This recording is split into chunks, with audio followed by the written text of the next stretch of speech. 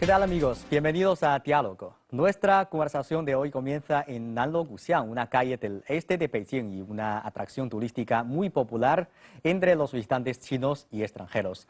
Recientemente, Nanluoguxiang suspendió la recepción de grupos de turistas y por propia voluntad salió de la lista de lugares turísticos del nivel 3A. ¿Qué piensan ustedes de este cambio? Respecto a los beneficios de la actividad turística, ¿cómo podemos evitar que la explotación desmedida de los recursos turísticos que probablemente causará daños irreversibles? Para discutir estos temas nos acompaña dos invitadas. Deng Ying, presentadora y periodista de la Radio Internacional de China, y Andrea Mella, columnista de la revista Yuanfeng sobre el tema de turismo y también es coautora del libro blanco del turismo chino en España. Hola, bienvenidas a Diálogo. Muchas gracias. Bueno, ¿qué tal? ¿Cómo ha pasado el pasado vacaciones? Bien, descansando en casa, no yendo a los lugares turísticos que tienen mucha gente, así que solamente en casa acá en Beijing. Ajá, sí. Ok, bueno, antes de comenzar nuestra conversación vamos a conocer más detalles sobre la última decisión de Nanluoguxiang. Nanluoguxiang es un callejón famoso en Beijing y una atracción turística muy popular entre los visitantes chinos y extranjeros. Se sitúa en el este del eje central de la ciudad. Esta calle antigua, de 786 metros de largo, ya tiene una historia de más de 740 años. En mayo de 2010, Nanluoguxiang se convirtió oficialmente en el lugar turístico de nivel 3A de la ciudad de Beijing. En los últimos años, ya es uno de los lugares más populares de Beijing para los turistas. Normalmente, los fines de semana, unos 50.000 turistas la visitan. Durante las vacaciones, especialmente durante el Día Nacional de 2015, recibió a 100.000 turistas por día. Sin embargo, según el Departamento de Turismo, Nanluoguxiang solo tiene capacidad para recibir 17.000 turistas como máximo por día.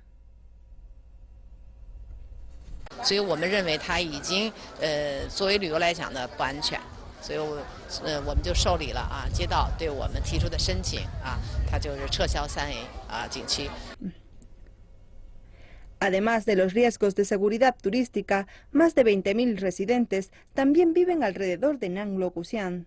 Entre las casas propias y las tiendas no existen líneas divisorias muy claras. Cada día el exceso de turistas que pasean por la calle ha traído grandes molestias a los residentes locales. Cuando recorremos la calle Nanluoguxiang, podemos ver un aviso en muchas puertas de las casas propias que dice «No entrar» y «Área privada».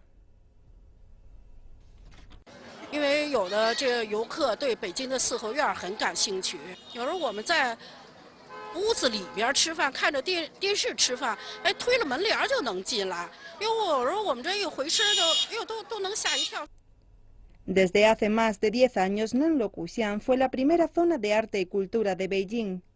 En aquel entonces todavía era una calle muy tranquila, pero ahora está llena de tiendas de bocadillos y productos turísticos. Eso no es lo que queríamos ver. Tampoco es lo que los turistas quieren ver.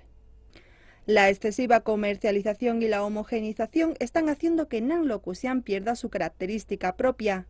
Y además eso va a afectar a la protección de los barrios de las calles antiguas de Beijing. Al mismo tiempo, el gobierno del distrito Dongcheng de Beijing invirtió 5 o 6 millones de yuanes cada año como gastos de servicio público, para hacer frente a los riesgos de seguridad e impactos ambientales que pueden menoscabar la alta reputación alcanzada por Nanluoguxiang. Bueno, a través de este video ya conocemos un poco sobre la decisión de Nanluoguxiang de suspender su recepción a los grupos turísticos. Pero yo creo que mucha gente todavía no conoce muy bien sobre esta calle. ¿Podría contarnos un poco sobre esta calle? ¿Por qué es tan famosa? Bueno, Nanluoguxiang es un callejón, la traducción que nosotros tenemos en español, que es, en chino es Hutong. Es bastante famoso porque, si mal no recuerdo, año 2011, 2012 se inauguró una estación de metro y va junto con que esta zona de barrios tradicionales se está haciendo más famosa dentro del turismo internacional y nacional. Ahora, el Hutong de Beijing tradicionalmente es donde vivía la gente común y corriente, son barrios más bien humildes, pero que en los últimos quizás 10 años ha adquirido más fama, quizás de volver un poco a las raíces, Sí. volver a experimentar esta infancia de la gente de Beijing, o que en el fondo todos los niños de China tienen estos recuerdos de vivir en unos barrios más bien comunitarios, de que la gente era familia, más allá que vecinos. Sí. Entonces, ahora que la gente se ha mudado a quizás edificios un poco más grandes, se ha perdido un poco esa sustancia, la gente está tratando de volver a las raíces. Y dentro de eso, entonces, Nanlukuxiang, cuando se inaugura el metro y adquiere un poco más de fama, empieza a atraer mucho turista. Ahora, en el fondo, el Hutong, los callejones de Beijing, están por toda la ciudad, pero principalmente los que están protegidos están dentro del segundo anillo, que corresponden a la de la zona antigua de dinastía Ming y Qing.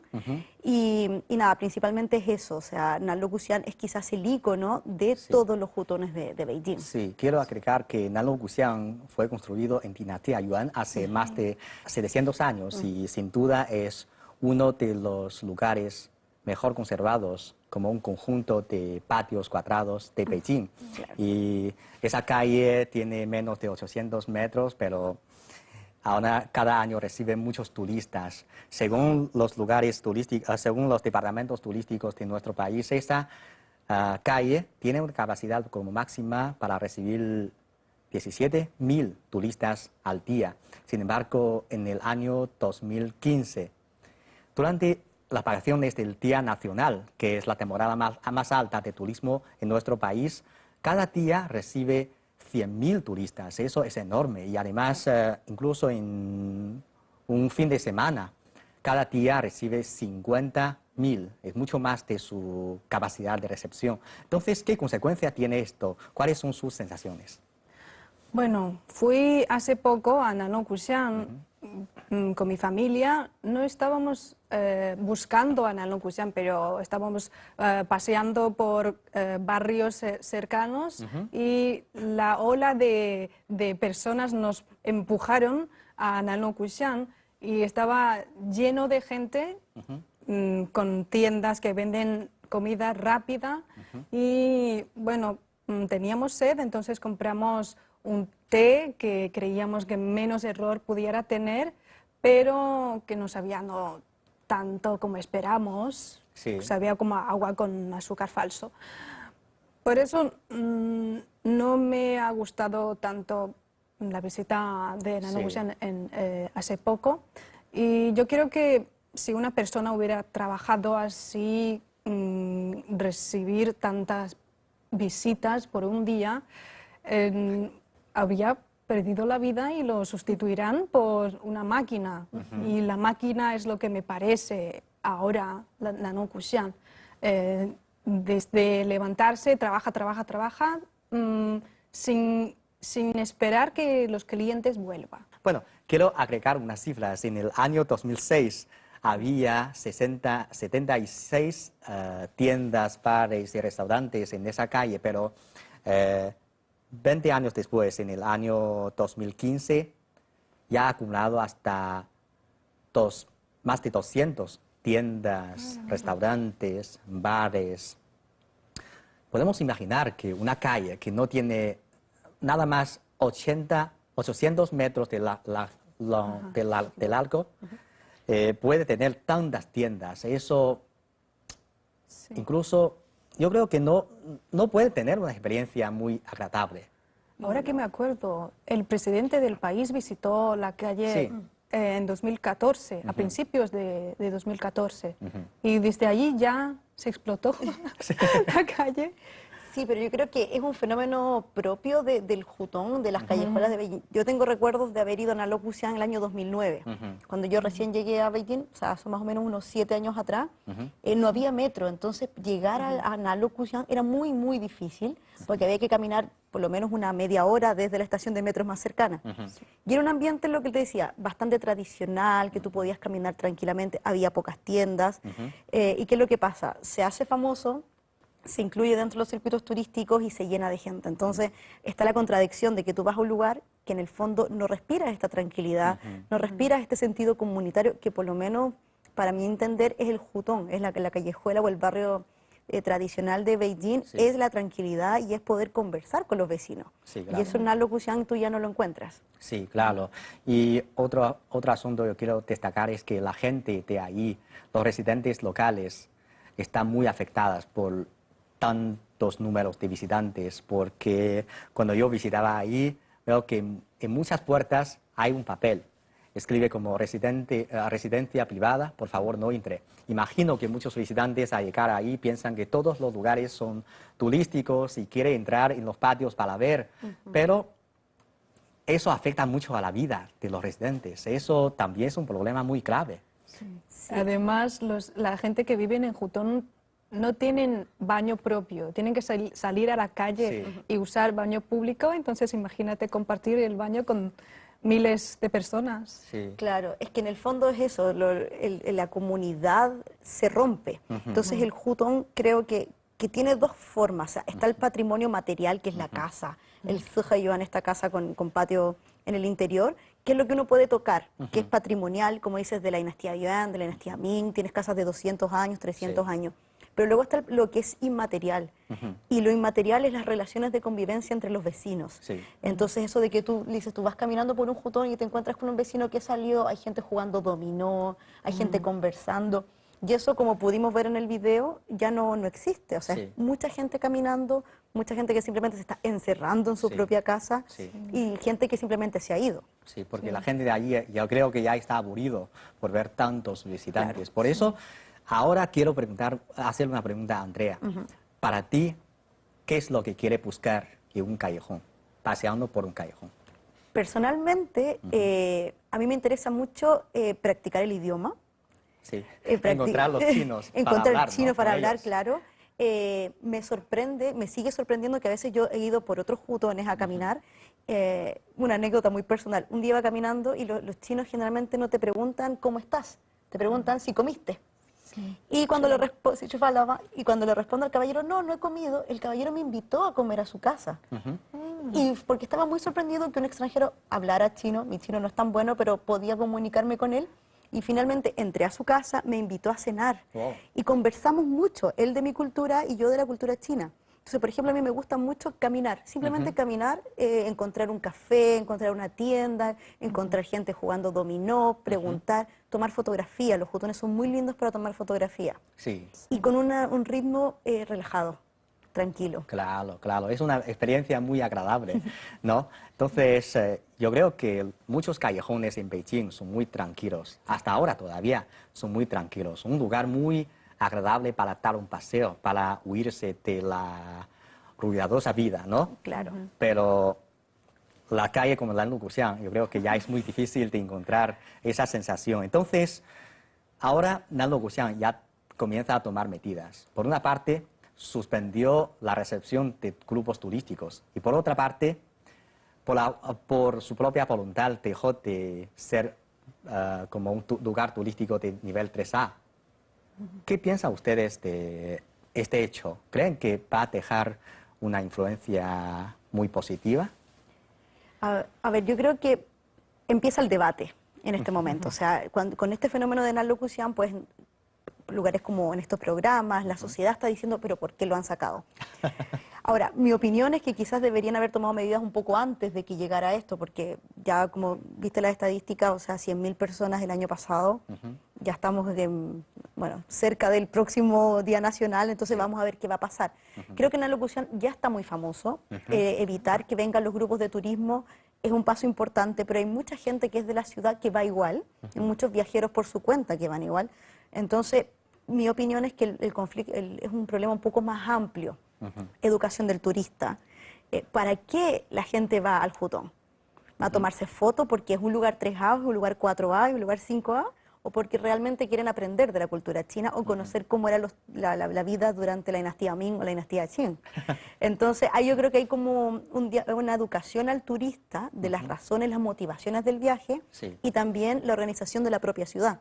Si la ciudad o incluso la administración del Hutong quiere atraer turistas para vender mucho o quiere atraer turistas de calidad. Sí, pero yo creo que existe un problema. Es que si tú promocionas un lugar, a lo mejor va a atraer mucha gente y con tiempo va a ser comercializado.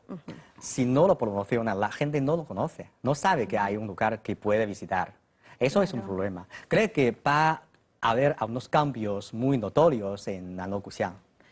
Yo creo que tarda tiempo, porque, bueno, es verdad que si yo no conociera un lugar totalmente, antes de ir voy a buscarlo en Internet, quizás en Google, en Baidu. Y si Baidu dice que este lugar es un sitio turístico de nivel 3A, y pone su historia y a lo mejor me interesaría. Sí. Y si no aparece en Baidu, en Google, no lo sabría, entonces no iría a ese lugar. Sí. Entonces poco a poco la gente puede que deja de visitarlo, la mayoría de los visitantes. Claro, ahora, Es posible. por ejemplo, ¿qué es lo que pasaría si en vez de promocionar un solo hutón como Nalo Kusian, se promocionan 20 hutones en diferentes lugares de la ciudad? Pero hay suficientes turistas. Sí, pero a lo mejor quizás dividirlos un poco, Sí, sí, sí. quizás promocionarlos diferente, porque en el fondo, y ahí es lo que me pasa, o sea, en China hay muchos lugares 5A, hay muchos lugares 4A, pero personalmente yo no quiero ir a todos los lugares 5A. Por ejemplo, las tumbas Ming. Las tumbas Ming son súper importantes desde el punto de vista histórico, pero de verdad que para un turista no vale la pena ir, porque son tumbas más cerradas, que están con acceso limitado.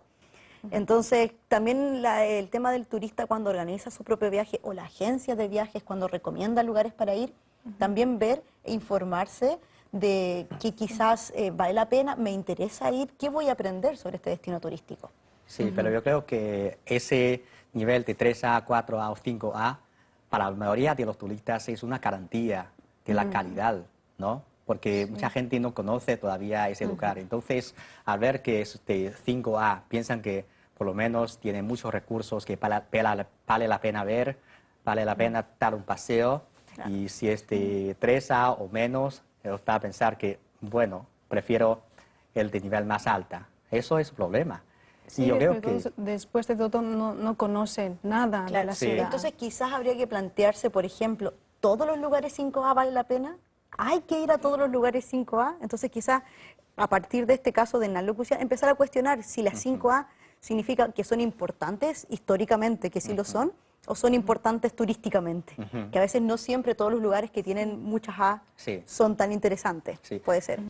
Bueno, hemos hablado mucho sobre la calle Nalo Kusian, que hay algunos problemas, ¿no?, con el desarrollo de la comercialización. Pero creo que en China existen muchos lugares similares. Por ejemplo, la ciudad antigua Lijiang, por ejemplo, el Tianzifang de Shanghai y varios otros lugares, que podría ser una calle antigua, podría ser una ciudad antigua. Yo creo que lo atractivo debería ser su historia y los edificios antiguos de ahí. Debería diferenciar un poco de los otros lugares, pero yo creo que con la comercialización ahora muchos lugares son similares y está perdiendo su atractivo. Entonces me parece que cómo diferenciar los diferentes lugares turísticos es un tema que vale la pena discutir. ¿Qué piensan ustedes?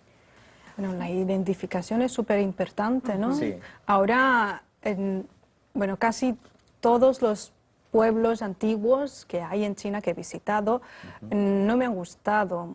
El pueblo de Tongli, el de uno que está en Tianjin, Gulangyu, todos son similares, venden productos producidos en Yiwu y venden camisetas que dicen I love Beijing, I love Shanghai, I love Jiangsu.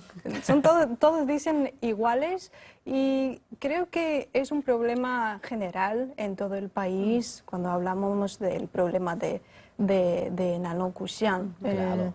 Y está como parecido a lo que está pasando en el país, porque en España ahora también es un destino de muchas personas de todo el mundo y cuenta con 44 patrimonios históricos y ocupa el tercer lugar más patrimonios que tienen en el mundo.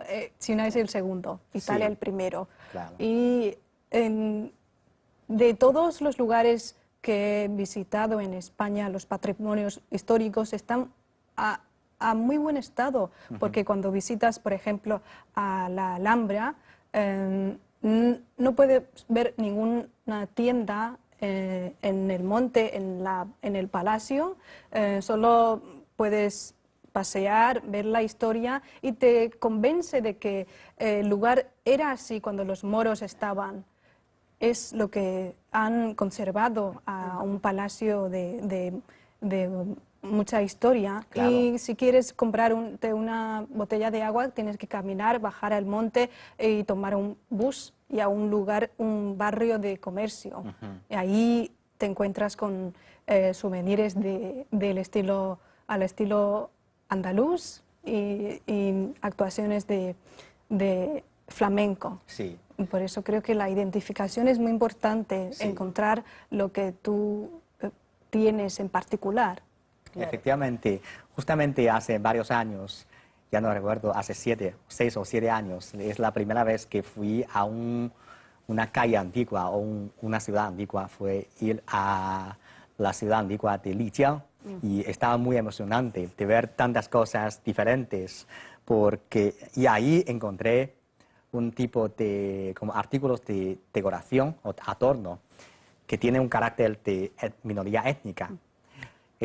Me gusta mucho esto y lo compré varios para amigos y también para familiares. Y unos años después fui a la calle oeste de Guilin. Ahí encontré cosas similares. Entonces confundí. ¿Esto es de Yunnan o es de Guilin? Y luego, varios años después, en Beijing y en algunos lugares, vi otras cosas similares.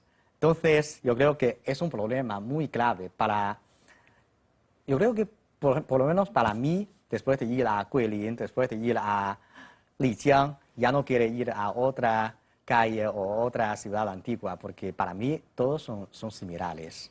Claro ¿Cómo que- podemos evitar esto? Es difícil porque el volumen de turistas chinos es muy grande.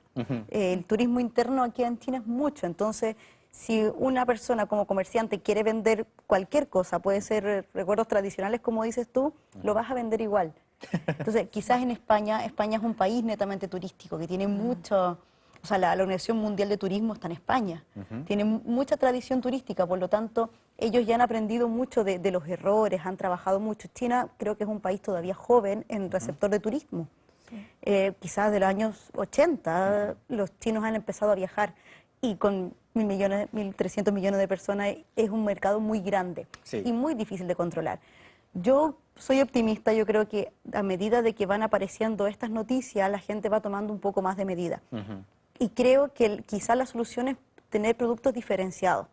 Está la agencia de viaje, este turismo de todo en un día y tratar de llevar a los grupos de turismo en masa, pero también de a poco han ido apareciendo productos más especializados a medida que la gente tiene un poco más de dinero. Sí. Entonces puedes arrendarte un hutong para ti, una casa tradicional china, entonces puedes vivir en la casa, puedes alejarte de los hutones, o sea, las calles tradicionales antes era Xiamen, Nanlucusián hasta por ahí, la zona del Templo Lama, pero entonces ahora han ido apareciendo otras calles tradicionales con las mismas facilitaciones turísticas. Sí. Yo creo que de a poco se va a ir regulando el mercado.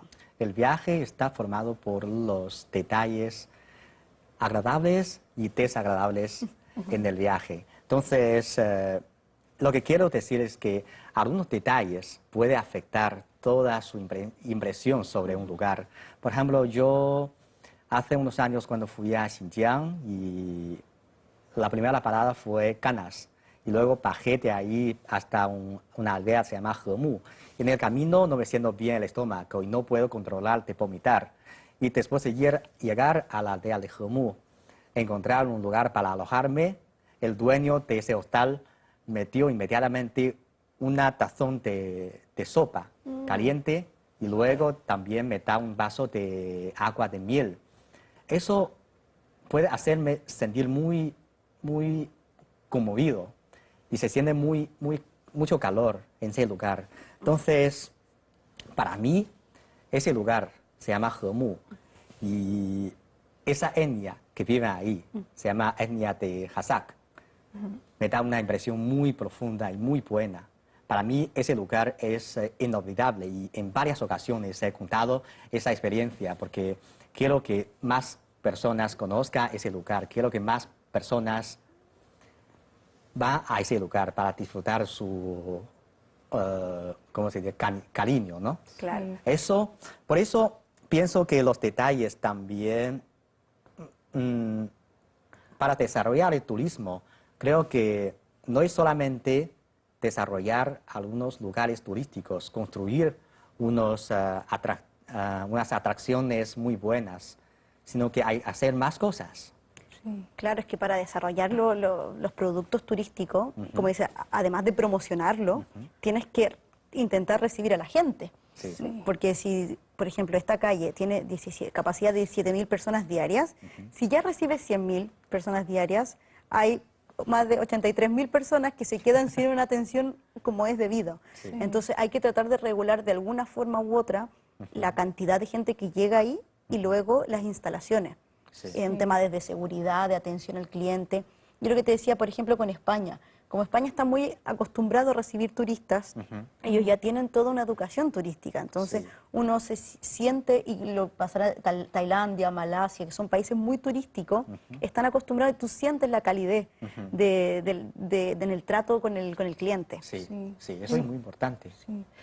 Sí, me parece muy peligroso hacer la promoción del turístico porque, bueno, ninguno de los dueños de tiendas va a rechazar el dinero que posiblemente venga, pero yo soy muy egoísta en esto, que no, si yo fuera famosa o tuviera miles de seguidores en mi web o blog, nunca compartiría en internet los restaurantes o lugares que voy, que quiero que sea escondida para unos amigos, para no para todo el mundo. Bien ese lugar, ¿no? Sí, Claro.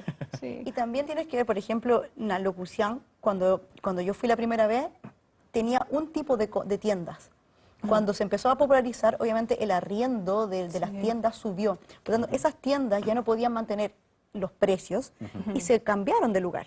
Entonces, los que seguíamos esas tiendas nos cambiamos a Beilo Kusiang, que es el callejón del norte. Sí, Y luego nuevas tiendas llegaron. Entonces, incluso el público ya va cambiando. verdad. Sí. Por eso yo creo que Nanlo Guxiang, para hacer un cambio, tiene que hacer más esfuerzos por parte tanto del gobierno como de los departamentos de turismo y de todas las partes, y requiere un largo tiempo para hacerlo. Pero Nanlo Guxiang, claro, no es el único lugar, ¿no?, para experimentar la cultura del callejón de Beijing. Hay muchos lugares. Por ejemplo, nos recomienda Beilo Guxiang, ¿no? Beilo Kusiang. Y además. Sí, bueno, Beilo Kusiang, como te digo, son las tiendas que se cambiaron desde Nanlo Kusiang. Ajá. Está Pao Chao Hutong. Pao Sí. Chao Hutong está muy cerca. O sea, es increíble ver cómo de Nanlo Kusiang tú caminas 200 metros y te encuentras con otro mundo completamente Sí. diferente. Entonces, Pao Chao Hutong, Beilo Kusiang, por la zona del Templo Lama está Utaoin, Sí. Utaoin, que está muy, muy famoso también. Sí. Luego, en la zona de Xiamen está Yanmeisiu, que es la zona artística. Entonces, ahora hay un futón, nos están poniendo galetas.